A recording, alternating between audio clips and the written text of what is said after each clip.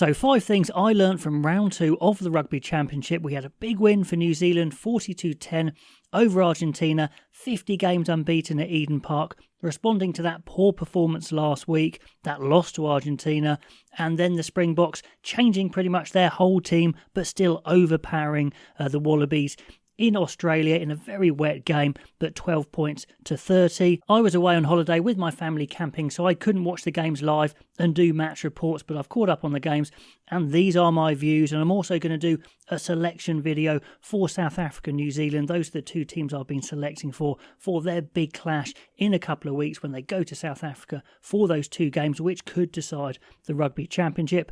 But the 5 things I think I've learnt. Number 1 is Razor can produce top international rugby, attacking rugby in wet conditions as well, with the power as well, with the physicality. He was already being questioned by All Black supporters. I mean, they are demanding a lot from him, and from that last game, it was very disappointing. So he needed this game to show he can do it. And there were questions saying, yes, you can be good at club level, but international is different. And I was kind of a little bit concerned that they were judging him too early, but he's a quick learner, and I think he's a class coach. He's going to get better and better. And his players, they stood up. They showed they can play a high-speed game with high skill, high intensity. It was really good, just blew away Argentina. What they're not going to be so happy with is the impact of the bench was literally no impact, and they fell away a bit, but the game was won. It is a bit of a concern because South Africa have that huge bomb squad, of course, that really strong bench that can change a game. Do the All Blacks have that? Not sure, but certainly the starting team produced the goods for Razor, and that was a statement win for him. And the second point's a bit of a shorter point, but goodness me, that scrum battle between New Zealand and South Africa in rounds 3 and 4 is going to be a battle for the ages. We saw Tamati Williams being an absolute beast in the scrum. We know De Groot can be a beast in the scrum. Lomax is awesome as well, up against those amazing South African props. It's going to be amazing. Who's going to get the upper edge? Is it going to be backwards and forwards?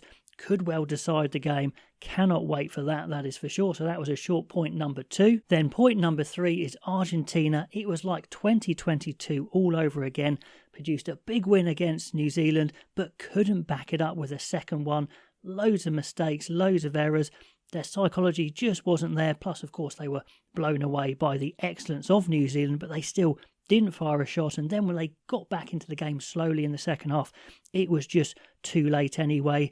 Maybe this was slightly better because it was kind of total rugby for their win last week against New Zealand, whereas in 2022 I thought it was a bit more things going their way, sheer effort sort of win. But if you said to them they'd get a win away from home, at least one win away from home in New Zealand, going back to Argentina to play Australia twice, I think they'd take it, but still fairly disappointing. This is one of the strongest Argentina lineups ever. Also, I thought, poor decisions, poor discipline. The halfbacks were so good last week, but Bertrano and Carreras, they were very poor. But again, they're well set in the Rugby Championship after this very tough assignment. So they're going to be favourites. I think they're going to be favourites going into those 2 games against Australia. If they win both, which I think they should, I'm saying it now, I think they should win both, they're actually well set to have a charge at the Rugby Championship, at least second place. Then talking about Australia, who lost again, of course, to South Africa, but they played better. And even so, I think we've got a clear picture of where Australia are. They played better, but they were still very much second best. It could have been worse if South Africa had actually nailed some of those tries, some really bad drops from the likes of Magomazulu. Mapimpi should have scored. So they could have been absolutely battered and still have played better. So we can see that Australia are a team below the top in the world, that is for sure. Joe Smith's trying to get them coordinated, tough to beat, quite, low percentage risk sort of plays, which is something he did with Ireland, where they just didn't do any offloads for a while because it was too risky. And I'm sure plenty of Australian fans and pundits will say, let's play the Australian way. Let's buzz the ball around and play like the great Wallaby sides of the past have. But I don't see the backline there. I mean, Nick White looks like the best 9 they've got at the moment, but he's 34, getting on a bit. Lola Liceo is a good player. I don't think he's a top-level player. I mean, he kicked well in this game, but He's not really that top-level talent, I think, and Paisami, Ikitau in the centres have been poor in both games, and they're kind of their best two centres. They're going to have to start again otherwise. Kellaway's a nice all-rounder in the back three, but not exactly lethal.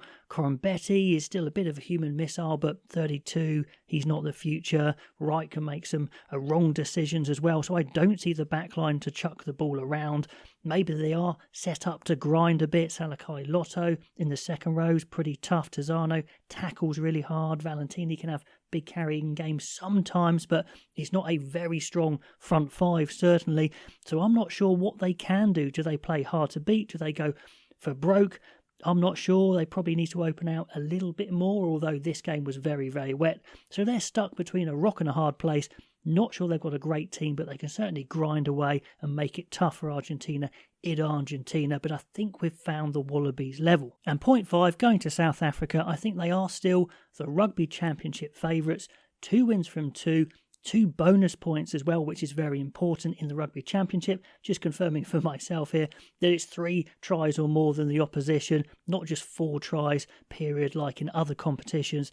So that's brilliant for them. And Rassie Erasmus took the chance to rotate his team and get everyone on the pitch to give them game time. It was very disjointed in the second game. Yes, it was rainy, but he's taken that risk to get everyone in the championship to feel like they're all in with a shot. They've had a chance to show what they can do and then hopefully pick their best team and go to the next level. I will do selections in a video coming up, but certainly selection's going to be really interesting, and he's got everyone on the pitch rather than just playing the same team twice.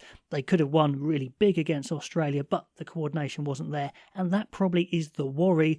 They need to put it all together in one game. If they do that, they're going to be phenomenal. We know they've got Tony Brown working with them in attack. You'd think it will click at some point, but the set piece looks fantastic. The maul was excellent in this game, really pulverised Australia. Can they put it all together? Well, we will see, but I think they're definitely the favourites because they're at home, even though New Zealand had a good game. What a spectacle it's going to be, that clash in South Africa to maybe decide the whole thing. Absolutely can't wait. Pop your comments down below, and I'll catch you next time.